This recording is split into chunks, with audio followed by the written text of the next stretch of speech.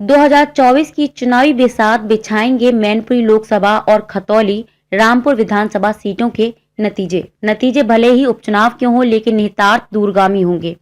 मैनपुरी लोकसभा और खतौली व रामपुर विधानसभा सीटों के नतीजे 2024 की चुनावी बिसात बिछाएंगे।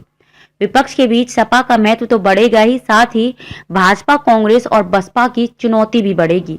हालांकि भाजपा के लिए सुकून की बात यह है कि उसने सपा के दिग्गज चेहरे आजम खां का किला ध्वस्त कर भगवा परचम लहरा दिया है। रामपुर में पहली बार कमल खिलाकर कीर्तिमान ही नहीं बनाया, बल्कि प्रधानमंत्री नरेंद्र मोदी एवं मुख्यमंत्री योगी आदित्यनाथ के सामने मुस्लिम वोटों की सियासत की प्रासंगिकता निरंतर घटने के संदेश पर मोहर लगाई है। इसके बावजूद लोकसभा की मैनपुरी सीट की जीत के संदेश के साथ चाचा भतीजे एक हो गए हैं।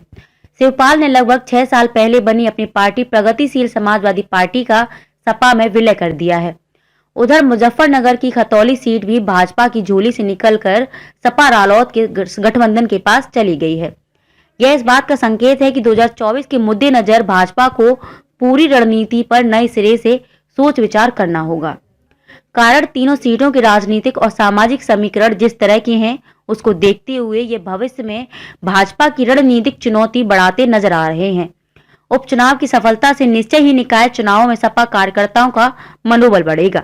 यह बात सही है कि उपचुनाव के आधार पर 2024 के लोकसभा चुनाव के समीकरणों को लेकर कोई भविष्यवाणी नहीं की जा सकती। अतीत में लॉस की गोरखपुर, फूलपुर, कैराना और विस की नूरपुर सीटों के उपचुनाव में हारने के बावजूद भाजपा के 2019 के लोकसभा चुनाव में बड़ी सफलता हासिल करने का उदाहरण सामने है।